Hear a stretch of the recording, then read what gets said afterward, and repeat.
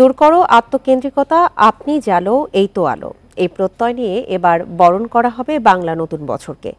রমনা বটমূল থেকে শুরু করে চারুকলা পর্যন্ত সব জায়গায় চলছে বর্ষবরণের শেষ মুহূর্তের প্রস্তুতি। সবাই মিলে নববর্ষের আনন্দে মেতে ওঠার অপেক্ষায় জাতি।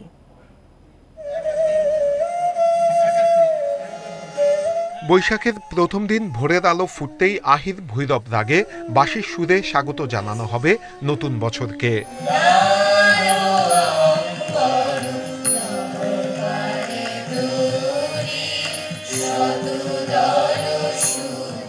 রাজধানীতে বর্ষবরণের মূল আয়োজন ছায়ানট এবার আত্মকেন্দ্রিকতা দূর করে আলো জ্বালাবার আহ্বান জানাচ্ছে।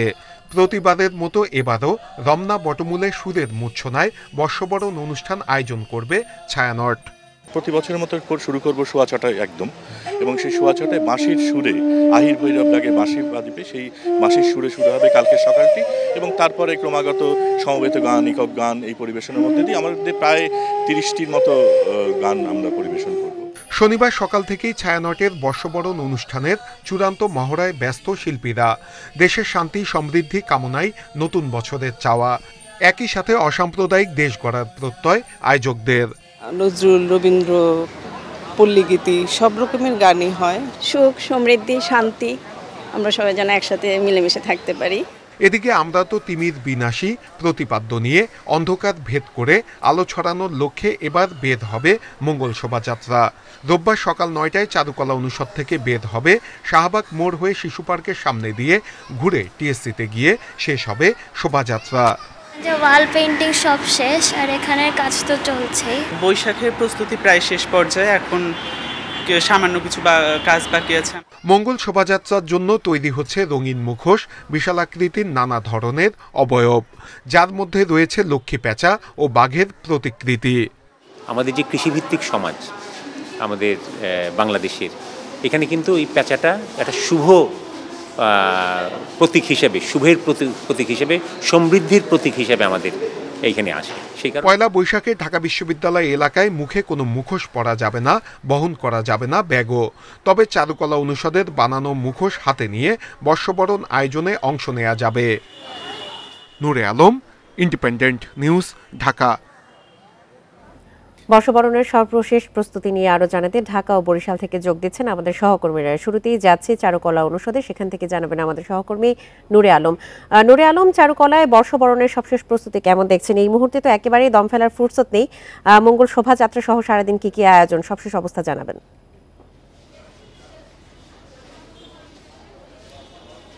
একদমই শেষ পর্যায়ে প্রস্তুতি।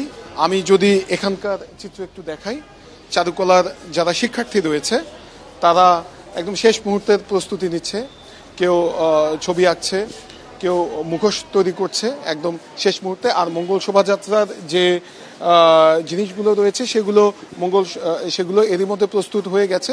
এবার মঙ্গল শোভাযাত্রা সকাল 9টায় চারুকলা অনুষদ থেকে বের হবে, বের হয়ে তারপরে শাহবাগ হয়ে শিশু পার্কের সামনে দিয়ে টিএসসিতে যেয়ে শেষ হবে।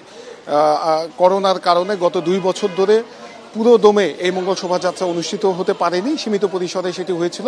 করোনার পরে এবারই প্রথমবার একদম জাঁকজমকপূর্ণভাবে আবারও এই মঙ্গল শোভাযাত্রা অনুষ্ঠিত হবে। কিছুক্ষণ আগে আমি কথা বলেছিলাম চারুকলা অনুষদের ডিনের সাথে, তিনি আমাদেরকে যেটি জানিয়েছেন যে তাদের প্রস্তুতি শেষ হয়ে গিয়েছে। কিছুক্ষণ পরে ঢাকা বিশ্ববিদ্যালয়ের উপাচার্য সংবাদ সম্মেলন করবেন।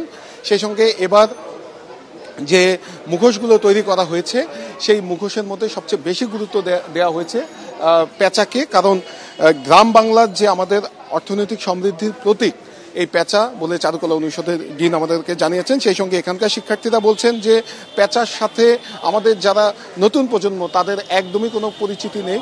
এর আগের প্রজন্ম যারা, তারা পেঁচা দেখার সুযোগ পেয়েছে, কিন্তু এখন যারা রাজধানীতে থাকে অথবা শহর অঞ্চলে থাকে তাদের পেঁচা দেখার কোনো সুযোগ নেই। সেই বাঙালির যে সংস্কৃতি সেইটার সাথে একটা সংযোগ করার জন্যই এই পেঁচাকে গুরুত্ব দেওয়া হয়েছে। সেই সঙ্গে এবার হাতির মুখোশও তৈরি করা হচ্ছে। আরেকটি বিষয় আমি জানিয়ে রাখি, এই যে মুখোশগুলো তৈরি করা হয় এবং যে ছবিগুলো আঁকা হয় এখানে, সেগুলো কিন্তু বিক্রি করা হয়। এর মধ্যে আমরা দেখেছি, আমি গত 2 দিন আগেও এসেছিলাম, গতকালকেও এসেছিলাম, যে পরিমাণ মুখোশ ছিল তার বেশিরভাগই বিক্রি হয়ে গেছে। এটি চারুকলার শিক্ষার্থীরা এই মুখোশগুলো বানিয়ে বিক্রি করে এবং সেই টাকা দিয়েই এই মঙ্গল শোভাযাত্রার খরচ তারা বহন করে, অর্থাৎ নিজেদের খরচে এই মঙ্গল শোভাযাত্রা তারা তৈরি করে। এবং মঙ্গল শোভাযাত্রার যে প্রচলন ঢাকা বিশ্ববিদ্যালয়ের চারুকলা অনুষদে, সেটি 1989 সালে প্রথম শুরু হয়েছিল স্বৈরাচার বিরোধী আন্দোলনের অংশ হিসেবে। তখন সেটির নাম ছিল আনন্দ শোভাযাত্রা। পরবর্তীতে এটি মঙ্গল শোভাযাত্রা হিসেবে পরিচিতি পায় এবং পয়লা বৈশাখের যেটি মূল আকর্ষণ, সারা দেশের যেটি মূল আকর্ষণ, সেটি কিন্তু এই মঙ্গল শোভাযাত্রা।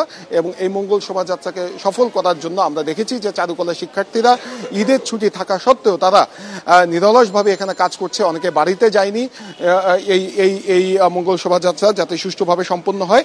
আর ঢাকা বিশ্ববিদ্যালয়ের উপাচার্যের সাথে আমার কথা হয়েছিল, তিনি বলেছেন যে আগামীকাল সন্ধ্যা 6টার মধ্যে ঢাকা বিশ্ববিদ্যালয় এলাকায় সব পয়লা বৈশাখের আয়োজন শেষ করতে হবে, এরপরে আর এখানে কোনো আয়োজন করা যাবে না। সেই সঙ্গে আজকে সন্ধ্যা 7টার পর থেকে ঢাকা বিশ্ববিদ্যালয় এলাকায় কোনো বহিরাগত গাড়ি প্রবেশ করতে পারবে না এবং আগামীকাল সারা দিন জুড়ে কোনো ধরনের গাড়ি মোটরসাইকেল বিশ্ববিদ্যালয় ক্যাম্পাসে প্রবেশ করতে পারবে না। আর পয়লা বৈশাখ সুষ্ঠুভাবে আয়োজনের জন্য সব ধরনের প্রস্তুতি নেওয়া হয়েছে, নিরাপত্তা ব্যবস্থাও কঠোর করা হয়েছে। আমরা দেখছি যে গত 2 দিন ধরেই চারুকলা অনুষদের ভেতরে পুলিশ অবস্থান করছে। তো নির্বিঘ্নে এই মঙ্গল শোভাযাত্রা সহ পয়লা বৈশাখের আয়োজন করার জন্য সব ধরনের প্রস্তুতি রয়েছে। তো এই ছিল আমার কাছে এখানকার সবশেষ তথ্য। নূরে আলম, আপনি আমাদের সঙ্গে থাকুন। এইবার আমরা যাচ্ছি বরিশালের চারুকলা প্রাঙ্গণ থেকে যোগ দিবেন আমাদের সহকর্মী মুরাদ আহমেদ। মুরাদ, বরিশালে বর্ষবরণের আয়োজনের প্রস্তুতি কেমন দেখছেন? এবারের মূল প্রতিপাদ্য কি এবং আয়োজকরা এই আয়োজন নিয়ে কি বলছেন? দেখুন, ঢাকা থেকে যে প্রতিপাদ্যের বিষয়টি জানানো হয়েছে, সেই প্রতিপাদ্য নিয়ে বরিশালেও চারুকলা এবারের মূল মঙ্গল শোভাযাত্রার আয়োজন করছে। আমি রয়েছি এখন চারুকলা প্রাঙ্গণে। দেখুন, চারুকলা যারা শিক্ষার্থী রয়েছে, আমরা দেখেছি তারা কিন্তু একেবারে সবকিছু শেষ পর্যায়ে চলে এসছে এবং সেক্ষেত্রে এখন জোড়াতালি যেখানে রয়েছে বা যেখানে হয়তো ড্রপ পড়ে গেছে, শূন্যস্থান পূরণের যে রংতুলির আঁচড় সেটি দেয়া হচ্ছে এবং শিশুরা সেটি দিয়ে চলেছে। এবং শেষ পর্যায়ে আমরা দেখেছি যে হাতি, ঘোড়া, টিয়া পাখি এবং হাঁস, আমরা দেখেছি ময়ূর এবং পালকি, অর্থাৎ গ্রাম বাংলার বিশেষ করে বরিশালের যে গ্রামীণ চিত্রপট, এইটুকুকে তুলে ধরার জন্য যেটুকু দরকার সেটুকুর কিন্তু সবগুলোই এই চারুকলার খুদে যারা রয়েছে, শিক্ষার্থী যারা রয়েছে, তারা কিন্তু গত কয়েকদিনের আপ্রাণ চেষ্টার ফসল হিসাবে সবকিছু কমপ্লিট করেছে। এখন যেটি হচ্ছে যে আগেই বলেছিলাম যে কিছু কিছু জায়গায় গ্যাপ রয়ে গেছে, হ্যাঁ, তো সেগুলোকে ফিল আপ করা, অর্থাৎ কোনো কারণে যদি কোথাও কোনো গ্যাপ হয়ে থাকে সেটিকে ফিল আপ করে দেওয়া রং তুলির মাধ্যমে, এবং তারা কিন্তু নিরলস ভাবে করতে। এবং শিশুদের আগ্রহ কিন্তু আমরা সবচেয়ে বেশি দেখছি। এরা সকাল থেকে এখন পর্যন্ত একটানা কাজ করে যাচ্ছে এবং সেখানে তারা কোনো বিশ্রাম নেই। চারুকলার পক্ষ থেকে সুশান্ত ঘোষ, তিনি এখানে সংগঠক হিসেবে দায়িত্ব পালন করছেন, তিনি যেটা জানিয়েছেন যে কালকে সকালে আজকে রাতের মধ্যে এই সমস্ত কিছু নিয়ে যাওয়া হবে বরিশালের বিএম স্কুল যেটি রয়েছে, বিএম স্কুল প্রাঙ্গণে। সেখানে সকালে উদীচির প্রভাতী অনুষ্ঠান রয়েছে এবং তার পরপরই চারুকলার রাখি বন্ধন এবং শাক উৎসব, ঢাক উৎসব, এইগুলো যে রয়েছে এগুলো চারুকলার সেখানে হবে। এবং 8টায় বলা হয়েছে, কিন্তু বাজতে 8:20 বেজে যাবে।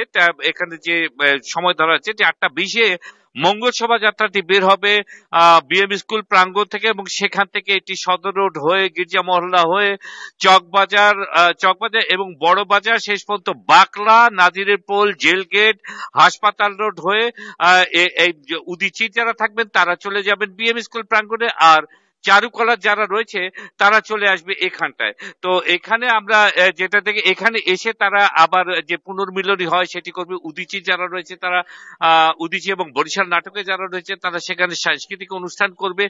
সবকিছু মিলে সবার প্রস্তুতি এই মুহূর্তে একেবারেই চূড়ান্ত। এই হচ্ছে মঙ্গল শোভাযাত্রা এবং পহেলা বৈশাখ কেন্দ্রিক বরিশালের সর্বশেষ খবর। নতুন বছর বরণের সবশেষ আয়োজন নিয়ে জানাচ্ছিলেন ঢাকা ও বরিশাল থেকে আমাদের সহকর্মীরা। সারা দেশে বাংলা বর্ষবরণের প্রস্তুতি চলছে। শোভাযাত্রা, গ্রামীণ মেলা সহ থাকছে নানা আয়োজন।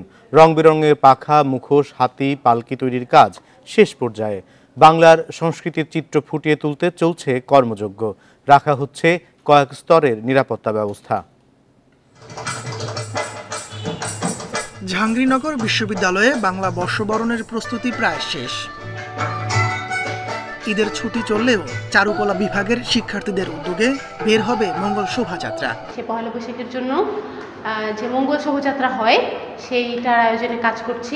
ঐতিহ্যকে ধরে রাখার জন্য যতক্ষণ আমরা কাজ করে যেতে পারি সেই জন্য কাজ করছি। নানা আয়োজন নিয়ে ব্যস্ত বরিশাল ও যশোরের চারুকলা সহ বিভিন্ন সংগঠন। রং বেরঙের পাখা, মুখোশ, হাতি, ঘোড়া সহ আনুষঙ্গিক বিভিন্ন জিনিস তৈরির কাজ শেষ করেছেন শিক্ষার্থীরা। সব কাজই প্রায় মোটামুটি শেষ হয়েছে, মাটির কাজও করা হয়েছে, টাট্টু ঘোড়া বানানো হয়েছে, তারপর পঙ্খিরাজ, আরও অনেক কিছুর আয়োজন করা হয়েছে, সাথে মাটির ঘটে রং করা, আলপনা।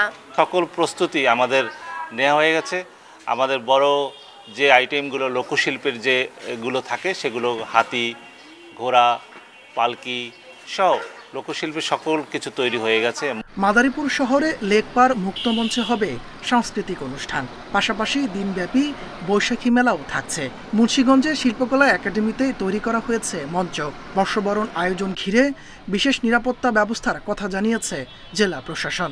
জেলা প্রশাসন ইতিমধ্যে পহেলা বৈশাখের সকল আয়োজন সম্পন্ন করেছে এবং আমরা এখনও কাজ করছি। আমরা আশা করছি যে বর্ণাঢ্য আয়োজনের মধ্য দিয়ে আমাদের এই যে দিনটি এটি আমরা উদযাপন করতে পারব। নাটোর ও নেত্রকোনা সহ বিভিন্ন জেলায় প্রশাসন ও বিভিন্ন সংগঠন নানা কর্মসূচি নিয়েছে পয়লা বৈশাখ ঘিরে। মঙ্গল শোভাযাত্রা সহ থাকছে গ্রামীণ মেলা। তাপস সরকার, ইন্ডিপেন্ডেন্ট নিউজ। জঙ্গি হামলার কোনো ঝুঁকি না থাকলেও পহেলা বৈশাখের অনুষ্ঠানে বারবার হামলা আসায় সর্বোচ্চ নিরাপত্তা নিশ্চিত করেছে ডিএমপি ও র্যাব। রমনার বটমূলে নিরাপত্তা ব্যবস্থা দেখতে এসে ডিএমপি কমিশনার জানান, নিরাপত্তার স্বার্থে সন্ধ্যার মধ্যে সকল অনুষ্ঠান শেষ করতে হবে। আর র্যাবের মহাপরিচালক জানান, শুধু রাজধানী না, সারা দেশের বর্ষবরণ অনুষ্ঠানের নিরাপত্তা নিশ্চিত করবে র্যাব। বাঙালি জাতির অন্যতম উৎসব পহেলা বৈশাখকে বরণ করতে প্রস্তুত রমনার বটমূল। চলছে শেষ মুহূর্তের প্রস্তুতি। সকালে নিরাপত্তা ব্যবস্থা পরিদর্শনে আসেন ডিএমপি কমিশনার। এ সময় নিরাপত্তা মহড়া করে সিজিটিসির বোম ডিসপোজাল ইউনিট, সোয়াট সহ ডিএমপির অন্যান্য ইউনিট।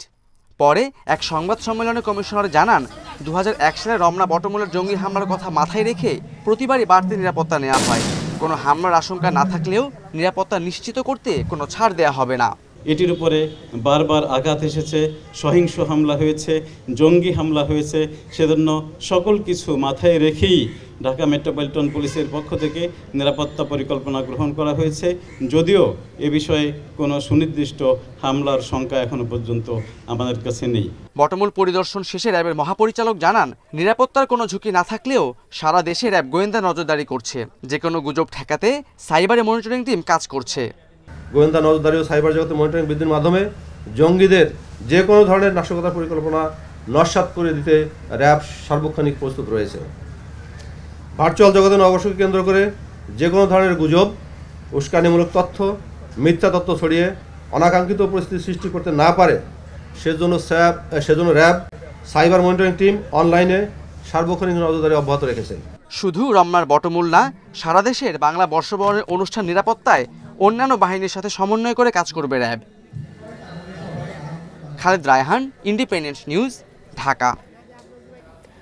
বাঙালির নববর্ষ উদযাপনের অন্যতম অনুষঙ্গ হালখাতা।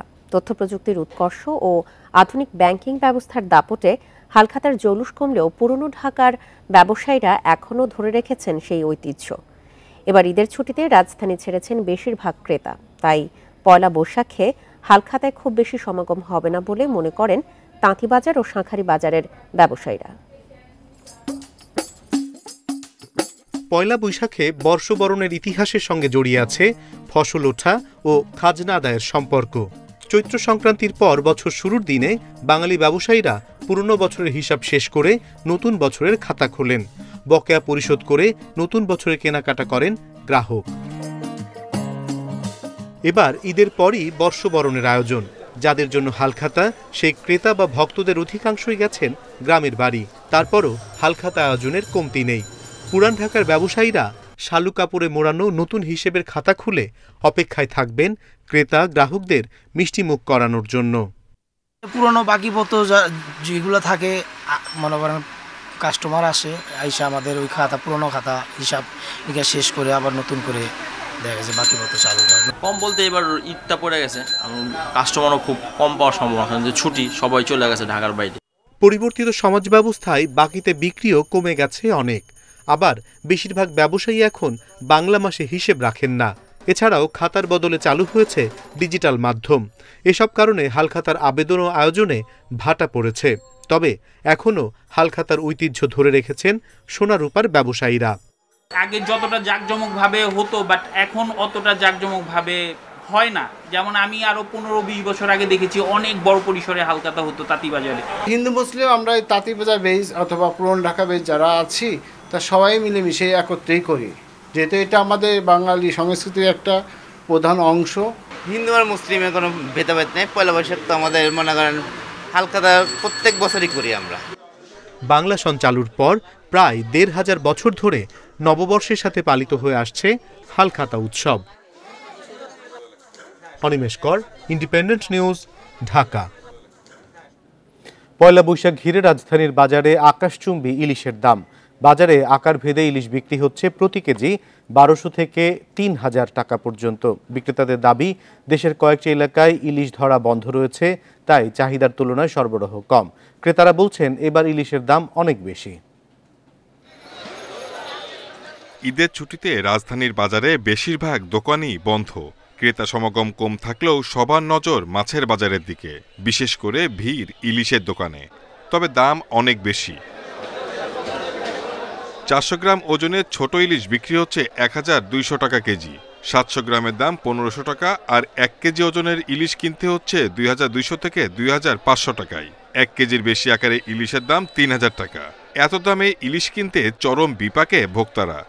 ২৩০০ টাকা কেজি বলে পদ্মার ইলিশ, ২৩০০ টাকা কেজি এলে একটা মাছ ২৩০০ টাকা দিয়ে তো কেনার মতো সামর্থ্য আমাদের হবে না। সবাই তো পদ্মাই বলে, কিন্তু অনেক জায়গারই মাছ থাকে, কিন্তু অন্য জায়গার নাম তো শুনে না, শুধু পদ্মারই মাছ, কিন্তু অন্য জায়গার মাছটা তাহলে কোথায় যায়? ঈদ থেকে শুরু করে পূজা থেকে শুরু করে বিভিন্ন সময় ব্যবসায়ীদের ভিতরে একটু প্রবণতা কাজ করে যাতে এই উৎসবকে ঘিরে একটু বেশি লাভ করা যায়। পহেলা বৈশাখ উপলক্ষে এমনিতেই ইলিশের চাহিদা বেশি, তার উপর নদীতে এবার মাছের সরবরাহ কম। সব মিলিয়ে দাম চড়া বলছেন ব্যবসায়ীরা। ভালো কোয়ালিটি কিনেন অরিজিনাল পদ্মাটা ৩ চালের নিচে লাগবে ২০০০ টাকা কেজি, আর ১ কেজি লোকাল পদ্মা কিনেন তার নিচে লাগবে ২৬০০ টাকা কেজি। কারণ বাজারে ৫ মাসও আসে নাই, আসছে যে কোলেস্ট্রল ফ্রিজিং মাত্র চলে কম। রাজধানী বাজারে সবচেয়ে বেশি ইলিশ আসে বরিশাল এলাকা থেকে, সেখানেও চলছে ইলিশের আকাল। যতটুকু মিলছে বিক্রি হচ্ছে চড়া দামে। নদীতে জাল ফেলাইলে মাছ পাওয়া যায় না, মেন যে মোহনাগুলো সব আটকাই দিছে, যার পরিপ্রেক্ষিতে জাল ফেলায় না এবং মাছও পাওয়া যাইতেছে না। দেশে ইলিশের অভয়াশ্রম ৬টি, এর মধ্যে ৪টি বরিশাল বিভাগে, যার ৩টিতেই এখন ইলিশ শিকার নিষিদ্ধ ১ মার্চ থেকে ৩০ এপ্রিল পর্যন্ত। Shahid Ahmed, independent news, Dhaka. রাজনৈতিক স্থিতিশীলতা নষ্ট আর দেশীয় সাংস্কৃতিক চর্চা বন্ধে রমনার বটমূলে বর্ষবরণ অনুষ্ঠানে বোমা হামলা করেছিল জঙ্গিরা, কিন্তু ২৩ বছরেও শেষ হয়নি এর বিচার কাজ। ১০ বছর ধরে হাইকোর্টে ঝুলে আছে হত্যা মামলাটি, আর বিস্ফোরক আইনের মামলা এখনও পড়ে আছে সাক্ষ্য গ্রহণ পর্যায়ে। এ অবস্থায় নতুন আরও একটি বছরের শুরুতে ক্ষোভ জানান হামলায় বেঁচে যাওয়া শিল্পীরা। ২০০১ সালের ১৪ এপ্রিল পয়লা বৈশাখের ভোরে রমনায় ছায়ানটের বর্ষবরণ অনুষ্ঠানে এভাবেই জঙ্গি হামলা হয়। দুর্নিয়ন্ত্রিত দুটি বোমা বিস্ফোরণে নিহত হয় ১০ জন, আহত অনেকেই। এই ঘটনায় করা হত্যা মামলায় ২০১৪ সালের জুনে হুজি নেতা মুফতি হান্নান সহ ৮ জনের ফাঁসি ও ৬ জনের যাবজ্জীবন হয় বিচারিক আদালতে। তবে এরপর থেকে হাইকোর্টে আটকে আছে বিচার।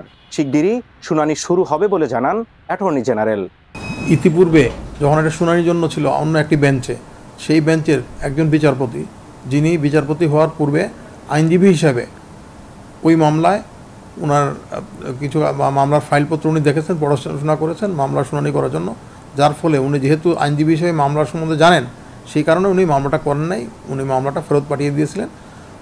এর পরিপ্রেক্ষিতে মাননীয় প্রধান বিচারপতি মহোদয় আরেকটি বেঞ্চে পাঠিয়েছেন, সেই বেঞ্চে এখন শুনানি হবে, শুনানির জন্য লিস্টে আছে এবং ঈদের পরপরই এটা শুনানি ধরবে। এদিকে বিস্ফোরক আইনে করা আরেক মামলায় সাক্ষ্য গ্রহণই এখনো শেষ হয়নি। ৮৪ সাক্ষীর মধ্যে ৫৪ জনের সাক্ষ্য গ্রহণ ২০২২ সালে শেষ হলেও এরপর আদালত পরিবর্তন হওয়ায় থমকে আছে বিচার। দ্রুত সাক্ষ্য গ্রহণ শেষ করার আবেদন জানানোর কথা জানায় রাষ্ট্রপক্ষ। 54 জন সাক্ষী তারা সাক্ষ্য প্রদান করেছে, তার মানে এটা যত তাড়াতাড়ি সম্ভব এটা শেষ করা উচিত, কারণ এটা দীর্ঘদিন হয়ে গেছে। আর যেহেতু সেম আসামি, তাদের তো বিভিন্ন মেয়াদে তাদের সাজা হয়েছে। বিচার কাজ শেষ না হওয়ায় আক্ষেপ জানান বেঁচে যাওয়া শিল্পীরা। নববর্ষকে উদযাপন করতে গিয়ে এই ধরনের ঘটনা ঘটবে এটা কিন্তু কারো ভাবনার মধ্যে কোনোদিনই ছিল না। এটা একটা অস্বাভাবিক ব্যাপার, পৃথিবীর কোথাও ঘটেনি।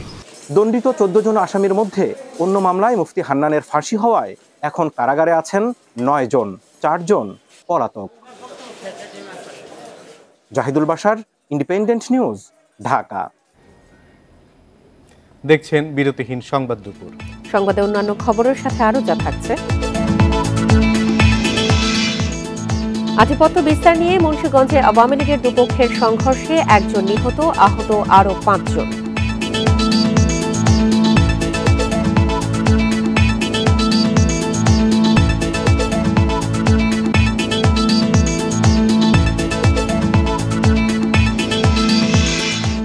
ঈদ আনন্দে নতুন মাত্রা মেট্রো রেল, সপরিবারে ঘুরে বেড়াচ্ছে নগরবাসী। চিড়িয়াখানাতেও দর্শনার্থীদের ভিড়।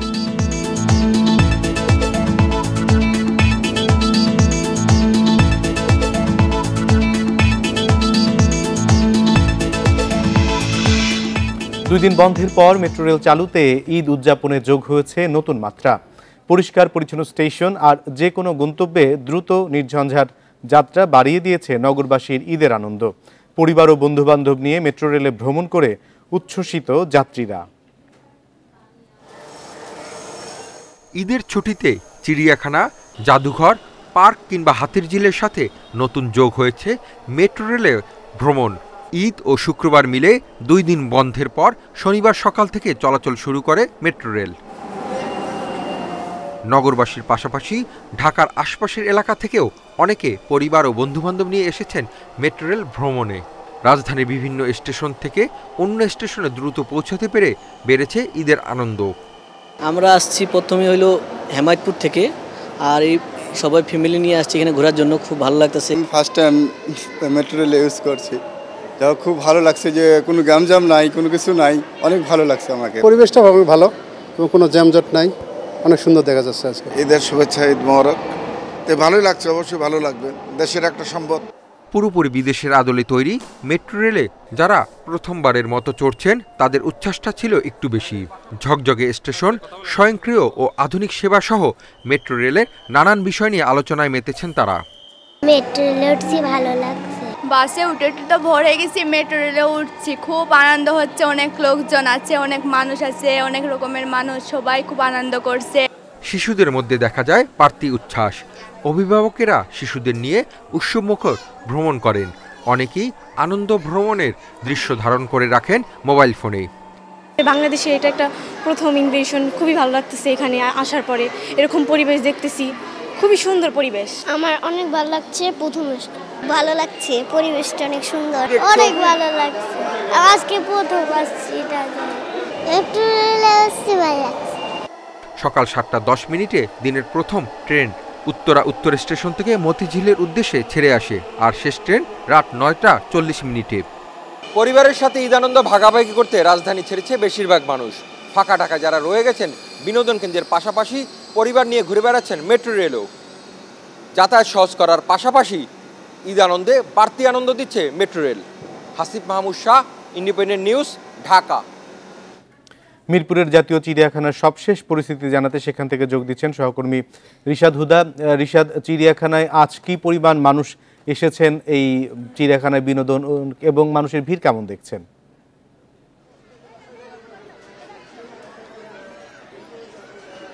গতকালকের তুলনায় বা গত পরশু দিনের তুলনায় কিন্তু আজকে চিড়িয়াখানায় দর্শনার্থীদের সংখ্যা আরও বেশি। আজকে বলতেছে গতকালকে প্রায় 2 লক্ষ মানুষ চিড়িয়াখানায় এসেছিল, চিড়িয়াখানা কর্তৃপক্ষ সূত্র এবং ট্যুরিস্ট পুলিশ আমাদেরকে যেটা জানিয়েছে।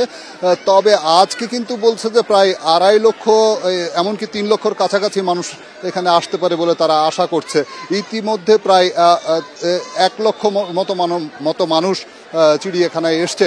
গতকালকে কিন্তু যে চিড়িয়াখানায় যে আসার যে রাস্তাটি, অর্থাৎ মিরপুরে যে সনি সিনেমা হল সেখান থেকে যে চিড়িয়াখানায় যে আসার রাস্তাটি সেটা কিন্তু অনেক জনসমাগম আমরা দেখেছি। আজকে কিন্তু পুরোপুরি ব্লক সেই জায়গাটি, আমাদেরও কিন্তু ওই জায়গাটিতে হেঁটে আসতে হয়েছে, অর্থাৎ গতকালকের তুলনায় আজকে আরও বেশি। এই মুহূর্তে আমি কিন্তু আছি চিড়িয়াখানার যে হরিণের খাঁচা, সেই হরিণের খাঁচার সামনে। এখানে যে চিত্রা হরিণ আছে এবং এছাড়াও কিন্তু নানা জাতের হরিণ আছে। তো হরিণের ব্যাপারেও কিন্তু সাধারণ মানুষের অনেক বেশি আকর্ষণ। এছাড়া আপনারা জানেন যে চিড়িয়াখানায় কিন্তু এই মুহূর্তে 4টি বাঘের বাচ্চা আছে নতুন। সেই বাঘের বাচ্চাকে কেন্দ্র করেও কিন্তু মানুষের আগ্রহ রয়েছে। আমি কিন্তু এখানে অনেকের সাথেই কথা বলেছি। আজকে সারাদিন এমনও হয়েছে দূর দূরান্ত থেকে তারা এসছে, অর্থাৎ ঢাকার বাইরে, রাজধানীর বাইরে থেকেও এসেছে, চট্টগ্রাম এমনকি কক্সবাজার থেকেও এসেছে। শুধুমাত্র চিড়িয়াখানায় থাকবে, হোটেলে থেকে চিড়িয়াখানায় দেখবে এবং হোটেলে থেকে তারা কিন্তু ঢাকায় অবস্থান করছে 2 দিন 3 দিন, পরপর 3 দিন চিড়িয়াখানায় এসেছে। এরকমও কিন্তু আমরা মানুষজনকে দেখেছি যারা কিনা। তো চিড়িয়াখানা একটা বিশাল জায়গা, আসলে ভালোভাবে দেখতে হলে অনেকে কিন্তু বলছে যে 1 দিন 2 দিন এসেও দেখে। আর আপনি জানেন যে এই মুহূর্তে প্রচণ্ড গরম, আপনি দেখতে পাচ্ছেন যে একটা গরমে একটি হরিণও কিন্তু পানির মধ্যে ডুবে আছে। এখানে মানুষের মধ্যে যথেষ্ট গরম অনুভব করছে, কিন্তু তারপরও কিন্তু এখানে যে মানুষের যে পশু পাখি এবং প্রকৃতির সাথে যে একাত্মতা হওয়ার যে একটি আকাঙ্ক্ষা, সেটা কিন্তু বোঝা যায় এই চিড়িয়াখানায় এই পরিমাণ জনসমাগম দেখে। রিশাদ হুদা জানাচ্ছিলেন চিড়িয়াখানা থেকে ঈদ বিনোদনের খবর। চৈত্রের শেষ দিনে পাহাড়ে আজ চাকমা সম্প্রদায়ের মূল বিজু। চলছে অতিথি আপ্যায়ন। প্রতি ঘরে ঘরে বিভিন্ন ধরনের খাবারের আয়োজন করা হয়েছে। এ বিষয়ে আরো জানাতে খাগড়াছড়ি থেকে যোগ দিচ্ছেন আমাদের সহকর্মী সমীর মল্লিক। সমীর, চৈত্রের শেষ দিনের সবশেষ আয়োজন সেখানে কেমন দেখছেন? বর্ষবরণের আর কি কি বিশেষ আয়োজন রয়েছে? দেখুন, পাহাড়ের প্রধান যে সামাজিক উৎসব বৈশাখী, সেটা কিন্তু গতকাল শুরু হয়েছে। গতকালকে চাকমাদের যে ফুল বিজু ছিল এবং ত্রিপুরাদের হাড়ি বৈশু এর মধ্যে দিয়ে শুরু হয়েছে। আজকে আমরা দেখছি, আমরা এই মুহূর্তে রয়েছি খাগড়াছড়ি পানখায়াপাড়া একটা মারমা পল্লীতে। আপনি দেখছেন এখানে যে মারমাদের যে ঐতিহ্যবাহী যে বিভিন্ন ধরনের যে খেলাধুলা রয়েছে, বিশেষ করে দ খেলা, আলারি খেলা, সেটা কিন্তু এখানে শুরু হয়েছে। এবং আগামীকাল মারমাদের যে সবচেয়ে ঐতিহ্যবাহী যে সাংগ্রাই র্যালি, সেটাও কিন্তু এখান থেকেই আগামীকাল শুরু হবে এবং সেখানে অনেক মানুষ কিন্তু অংশ নেবে। বিশেষ করে মারমা সম্প্রদায় যারা আছে সেখানে কিন্তু তারা অংশ নেবে। একই সাথে এই উৎসব দেখার জন্য কিন্তু দেশের বিভিন্ন প্রান্ত থেকে বিশেষ করে পর্যটকরা ইতিমধ্যে খাগড়াছড়িতে তারা কিন্তু ভিড় করেছে। এবং আগামীকালকে সকালে যে র্যালি হবে এবং র্যালি পরবর্তী সময়ে এখানে কিন্তু জল খেলি, অর্থাৎ যে পানি উৎসব, সেটাও কিন্তু হবে। আপনি দেখতে পাচ্ছেন এখানে কিন্তু আজকে যে ঐতিহ্যবাহী খেলাধুলা হচ্ছে, সেখানে কিন্তু মারমা তরুণীরা তাদের যে ঐতিহ্যবাহী পোশাক রয়েছে সে পোশাক পরে কিন্তু খেলায় অংশগ্রহণ করছে।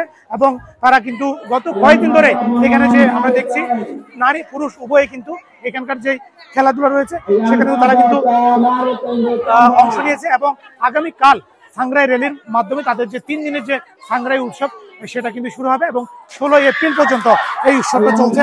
এবং আমি যদি আপনাকে বলতে চাই, বৈশাখীকে কেন্দ্র করে পাহাড় কিন্তু এখন উৎসবের রঙে পরিণত হয়েছে। এবং এখানে শুধুমাত্র এখানকার স্থানীয় মানুষ গত কয়েকদিন ধরে একটা যে ঐতিহ্যবাহী খেলাধুলা। সমীর মল্লিক জানাচ্ছিলেন বর্ষবরণ উৎসবের খবর। যাচ্ছি পরের খবরে। মুন্সিগঞ্জের চরকেওয়ার ইউনিয়নে আধিপত্য বিস্তারকে কেন্দ্র করে আওয়ামী লীগের দুপক্ষের সংঘর্ষে একজন নিহত হয়েছেন। এই ঘটনায় আহত হন আরও 5 জন। পুলিশ জানায়, আধিপত্য বিস্তার নিয়ে দীর্ঘদিন ধরে সংসদ সদস্য ফয়সাল বিপ্লবের অনুসারী আহমেদ গ্রুপের সঙ্গে সাবেক সংসদ সদস্য মৃণাল কান্তি দাসের সমর্থক মামুন গ্রুপের বিরোধ চলছিল। এরই জেরে শনিবার ভোরে আহমেদ গ্রুপের লোকজন মামুন গ্রুপের লোকজনের বাড়িঘরে হামলা চালায়। এ সময় দুপক্ষের সংঘর্ষে 2 জন গুলিবিদ্ধ সহ আহত হয় অন্তত 6 জন। গুলিবিদ্ধ 2 জনকে ঢাকা মেডিকেল কলেজ হাসপাতালে নেয়ার পথে মৃত্যু হয় পারভেজ খানের।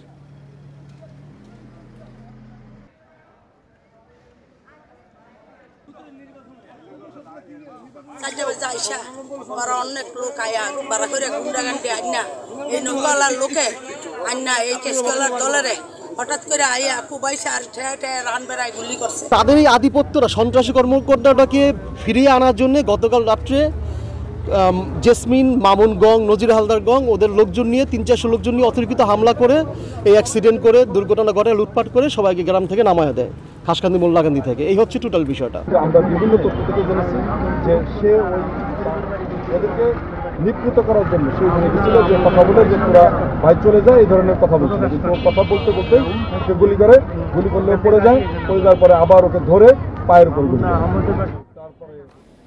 আপনারা দেখছেন বিরতিহীন সংবাদ দুপুর। এরপর অন্যান্য খবরের সঙ্গে আরো যা থাকছে। বছর জুড়েই বেশি থাকবে তাপমাত্রা, শীঘ্রই হবে না বৃষ্টি, গাছ কাটা, এসির অত্যাধিক ব্যবহারে বাড়ছে গরম।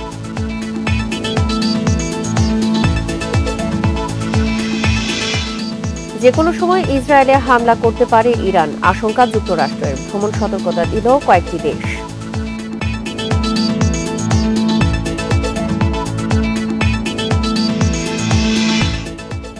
দেশের বেশ কিছু এলাকায় বইছে মাঝারি ও তীব্র তাপপ্রবাহ। গ্রীষ্ম শুরু হলে আরও বাড়বে গরমের অনুভূতি।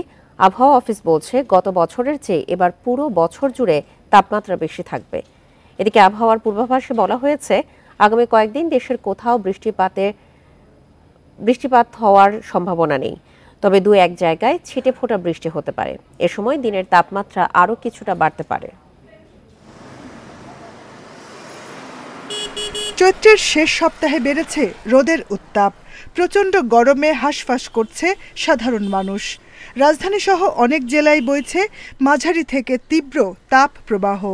ডেইলি লাইফে আমরা যে কার্যক্রম করছি গরমের জন্য অসুবিধা হচ্ছে, মানে হঠাৎ করে গরমটা পড়ে গেছে এবং যেটা স্কিন মনে হচ্ছে স্কিন পুড়ে যাচ্ছে। বাতাসে জলীয় বাষ্পের পরিমাণ বেশি হওয়ায় গরমে অস্বস্তি বাড়ছে বলে জানিয়েছে আবহাওয়া অফিস। 2023 সালের তুলনায় এবছর তাপমাত্রা আরও বাড়তে পারে বলে পূর্বাভাস দিয়েছেন আবহাওয়াবিদরা। এবছরও এপ্রিল মাস খুব উত্তপ্ত থাকবে এবং এই মাসেই 3 থেকে 4টি তাপপ্রবাহ মৃদু থেকে মাঝারি ধরনের এবং 1 থেকে 2টি তীব্র অথবা অতি তীব্র, যেখানে তাপমাত্রা 42 ডিগ্রি সেলসিয়াসের ঊর্ধ্বে ওঠার সম্ভাবনা রয়েছে। বিশেষজ্ঞরা বলছেন নির্বিচারে গাছ কাটা, জলাশয় ভরাট করা, এসির অত্যধিক ব্যবহারের কারণে রাজধানীর তাপমাত্রা বেড়েই চলেছে। সংকট মোকাবেলায় ঢাকায় 2টি বনাঞ্চল তৈরির পরিকল্পনার কথা জানান ঢাকা উত্তর সিটির চিফ হিট অফিসার। ঢাকায় তাপমাত্রা কমানোর জন্য নেচার বেস সলিউশনসের থ্রু দিয়ে আমরা দুইটা বন করার চেষ্টা করছি, 2 আরবান ফরেস্ট। একটা হচ্ছে আমরা মিরপুর কল্যাণপুরের দিকে, আর একটা হচ্ছে বনানী এক্সপ্রেসওয়ের পাশ দিয়ে। তো এই দুইটা বন শুধু হিট কমাবে না, এটা পলিউশনের ক্ষেত্রেও হেল্প করবে এবং আমাদের পরিবেশকেও হেল্প করবে। রাজধানীর ফাঁকা জায়গাগুলোতে আরও বেশি গাছ লাগানো হবে বলেও জানান বুশরা আফরিন। Jahanara Parvin, Independent news, Dhaka. আর ছিল এখনকার মতো বিরতিহীন সংবাদ দুপুরে। ইন্ডিপেন্ডেন্ট টেলিভিশনের সব খবর আরও বিস্তারিত জানতে চোখ রাখুন ফেসবুক, ইউটিউব এবং এক্সে। সাথে থাকার জন্য ধন্যবাদ।